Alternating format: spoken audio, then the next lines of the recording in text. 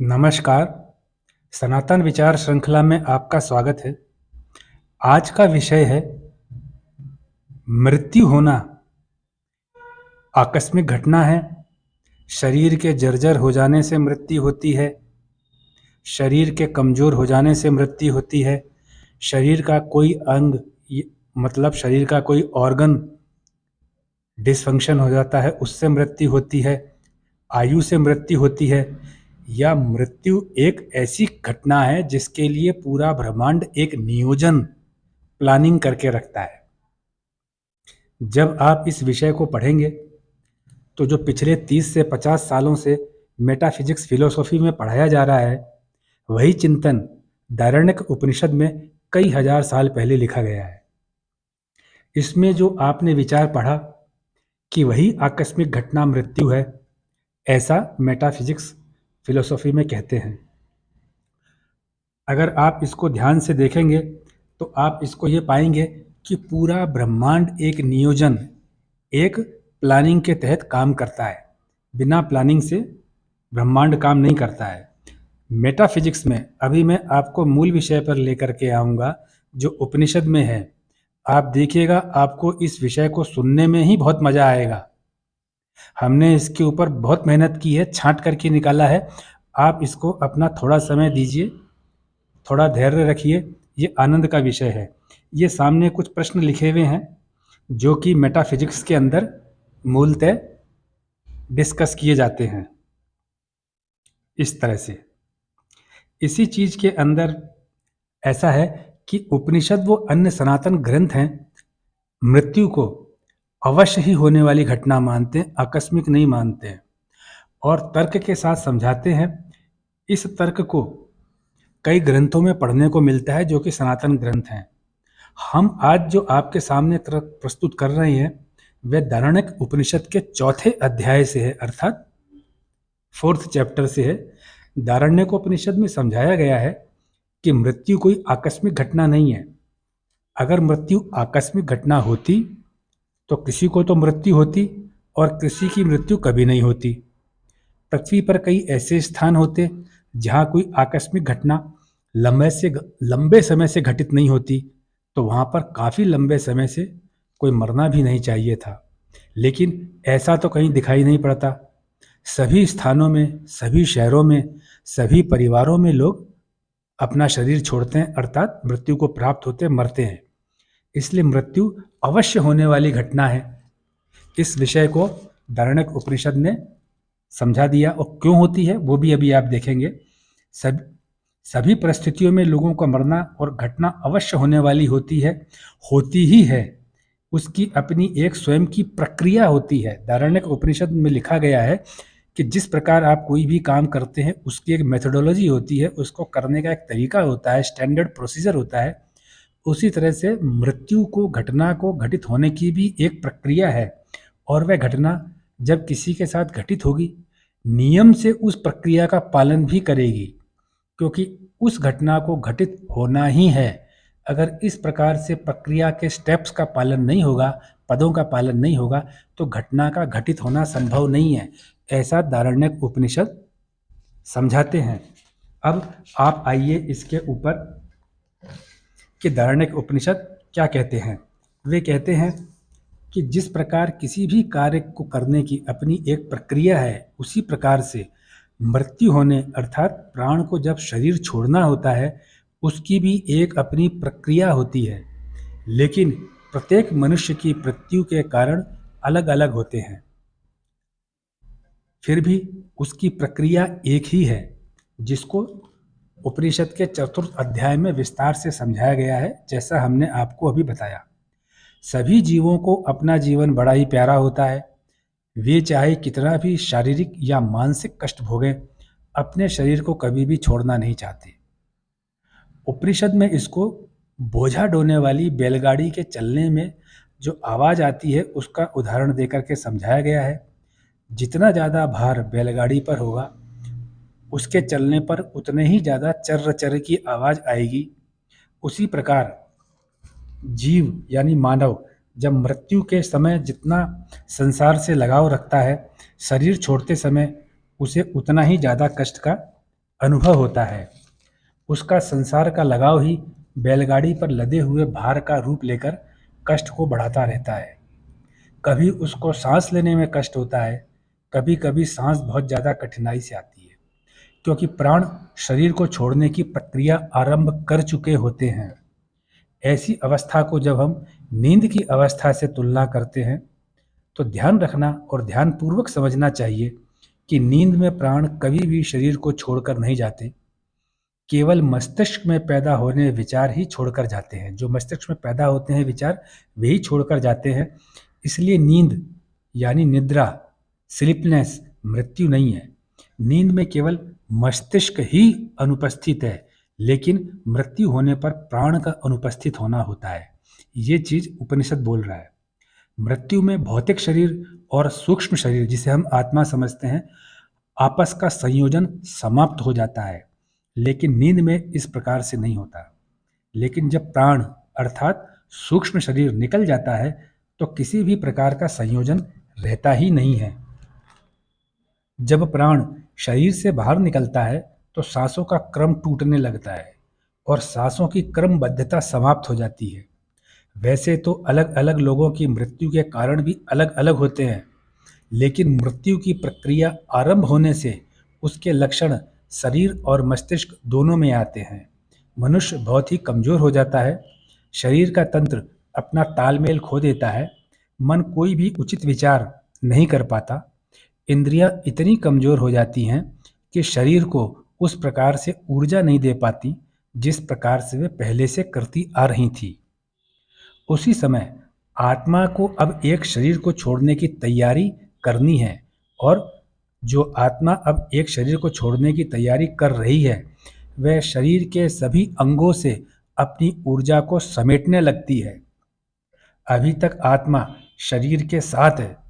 उसी प्रकार जिस प्रकार एक लोहे की गेंद को आग में डालने से लोहे की गेंद लाल हो जाती है और गेंद और आग में भेद खत्म हो जाता है, लेकिन अब उस गर्म लाल लोहे की गेंद को छूने से हाथ जलता जरूर है, जिसका मतलब है कि हाथ गेंद से नहीं जला, गेंद में आ चुकी आग से जला है। यह उदाहरण दारण्यक उपनिषद का है। इसी प्रकार जो मनुष्य शरीर में किसी छूने या जलने का महसूस करता है, वह पूरे शरीर को तुरंत पता चलता है, क्योंकि आत्मा की ऊर्जा पूरे शरीर के सभी अंगों में फैली हुई है। मनुष्य के जीवित रहते आत्मा और शरीर का तालमेल एक एक अंग की कोशिका तक होता है, हर कोशिका में होता है। लेकिन मृत्यु होने पर आत्मा अपनी ऊर्जा को, जो आत्मा ने सभी अंगों में फैला रखी है, उसको वापस अपने में समेट लेती है। क्योंकि मनुष्य का शरीर अब आत्मा की इच्छाओं को पूरा नहीं कर सकता है, इसलिए आत्मा को शरीर छोड़ना होता है। मृत्यु के समय शरीर में कई प्रकार के उतार चढ़ाव होते हैं। यह आत्मा ब्रह्मांड के जो कार्य निष्पादन नियम होते हैं उसके हिसाब से काम करती है, जिसे गुरुत्वाकर्षण का नियम भी कहते हैं। यह आत्मा ब्रह्मांड के गुरुत्वाकर्षण के नियम का पालन करती है और उस स्थान को आकर्षित करती है जहां उसका नया निवास होना है, जो उस आत्मा के भविष्य का शरीर है। आत्मा अपने भविष्य के शरीर का निर्माण अपनी आवश्यकता के अनुसार करती है और चुंबक की तरह पृथ्वी, जल, अग्नि, वायु और आकाश, इन पंचभूतों को अंश को आकर्षित करके, इनके कुछ कुछ हिस्से को आकर्षित करके जिस प्रकार का उसको शरीर चाहिए, एक नए शरीर का निर्माण करती है। अभी तक आत्मा ने शरीर को छोड़ा नहीं है, उससे पहले उसने पंच महाभूतों का जो रेशियो है, अनुपात है, उसको बिठा लिया है। उसके हिसाब से वो शरीर का निर्माण करने के बाद में उसमें जाएगी, तभी शरीर को छोड़ेगी, जो पुराने शरीर को। ऐसा उपनिषद समझाते हैं। नया शरीर भूतकाल वाले शरीर से जो अतृप्तता थी उसी को पूरा करने के लिए बनाया जाता है। इसलिए कहा जाता है कि मनुष्य जिस प्रकार का विचार अपने जीवन में रखता है, उसका पुनर्जन्म उन्हीं विचारों की पूर्ति करने को मिलता है। इसलिए आत्मा सभी में तो एक समान है, किंतु शरीर शरीर में अंतर देखने को मिलता है, ऐसा उपनिषद बताते हैं। पुराने शरीर को छोड़कर नए शरीर में जाने की आत्मा की गति एक महान और गूढ़ रहस्य है और वह सनातन शास्त्र के अलावा कहीं नहीं मिलता। ये केवल सनातन शास्त्रों में ही इसके ऊपर चिंतन किया गया है।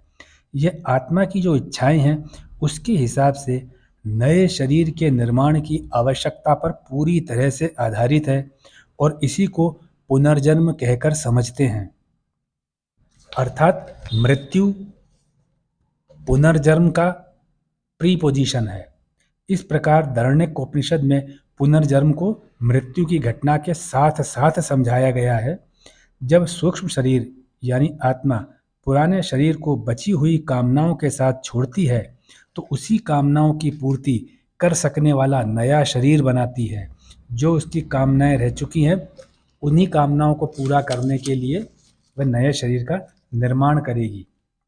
उपनिषद में कहा गया है, उदाहरण देकर के कहा गया है, जब राजा अपने महल से यात्रा के लिए निकलता है तो उसकी सूचना उसके राज्य में सभी जगह पहुंचा दी जाती है और उस मार्ग में राज्य के सभी अधिकारी राजा के आराम का सभी सामान का इंतजाम करके पहले ही तैयार रहते हैं। जैसे राजा के ठहरने, राजा के सोने, उसके खाने पीने आदि सभी को व्यवस्थित तरीके से पूरा करने के लिए पहले से तैयारी कर ली जाती है। इसी प्रकार ब्रह्मांड भी जो अपने पुराने शरीर को छोड़ने वाली आत्मा है, जो पुराने शरीर को छोड़कर आने वाली आत्मा है, उसको कहाँ पर दोबारा भेजना है इसकी तैयारी पहले से ही करके रखता है। पूरे ब्रह्मांड में सभी कुछ क्रियाशील रहता है। कोई एक बिल्कुल छोटी सी घटना जो ब्रह्मांड में कहीं भी घटित होती है वह ब्रह्मांड की जानकारी के बिना नहीं होती। ब्रह्मांड के सभी उद्देश्य और उसके लक्ष्य एक सूक्ष्म माध्यम से आपस में जुड़े हुए हैं, ऐसा बृहदारण्यक उपनिषद चिंतन करके कहते हैं। इसलिए भारतीय पुरातन सनातन दर्शन शास्त्र कहता है कि जब भी कोई छोटी सी घटना होने वाली होती है, वो चाहे घटना कितनी भी छोटी हो, पूरा ब्रह्मांड उसको महसूस करता है, जिससे कि ब्रह्मांड के किसी भी हिस्से में वह घटना घटित हो उसमें ब्रह्मांड द्वारा आवश्यक सहयोग किया जा सके। इसलिए सनातन शास्त्रों में स्पष्ट रूप से लिखा है कि हमारा मनोभाव जैसा होगा वैसा ही लौट कर हमारे पास आएगा। इसलिए इस विषय में बृहदारण्यकोपनिषद में कहा गया है कि ब्रह्मांड के सभी प्रकार की शक्तियाँ जो कि एक सामंजस्य या ऐसा समझा जाए कि एक विशेष माहौल बनाकर एक वातावरण को तैयार करती हैं जिसमें जो जिस लायक हो उसको वह मिल सके। और यही बात मरते हुए मनुष्य पर उसी प्रकार लागू होती है जिस प्रकार से जीवित मनुष्य पर कि जो जिस लायक है उसको उतना मिलता रहे। ये सारी बातें उस आत्मा पर भी पूरी लागू होती हैं जो अपना शरीर छोड़ने वाली है। शरीर का कोई भी चित्र जिससे आत्मा निकलना चाहती है वह आत्मा के बल से, जब आत्मा निकलेगी शरीर से तो अपना पूरा बल लगाएगी, वह आत्मा के बल से पूरा खुल जाता है और आत्मा प्रस्थान कर जाती है। इसलिए मृत्यु की यात्रा जो उपनिषद में समझाया गया है बेहद जटिल है। इसको समझने के लिए गहरे चिंतन और जानने के बाद, चिंतन के करके जानने के बाद पूर्ण विश्वास करने से ही यह आदत में आता है कि हम जैसा दृष्टिकोण रखते हैं वैसा ही जीवन पाते हैं। सनातन ऋषियों ने गहरा चिंतन मनन करके हमारे लिए एक ऐसा अद्भुत ज्ञान लिखा है। इसी प्रकार से जो ये उदाहरण करके समझाया गया है कि मृत्यु जो है कोई आकस्मिक घटना नहीं है। इस चीज को ब्रह्मांड पूरी तरह से निष्पादित करता है, नियोजन के तहत, एक प्लानिंग के तहत करता है और मृत्यु की जो घटना है उसको सुचारू रूप से घटित करता है, सभी के साथ होती है, ये सब जानते हैं। जो भी जीव इस धरती पर आया है उसको शरीर छोड़ना है, लेकिन इसका अपना एक मेथोडोलॉजी है, एक प्रक्रिया है। ये केवल आदमी या कोई भी जीव पैदा हुआ और मर गया इतना भर नहीं है, या अंग कमजोर हो गए इतना भर नहीं है, एक्सीडेंट हो गया या आत्महत्या कर लिया इतना भर नहीं है।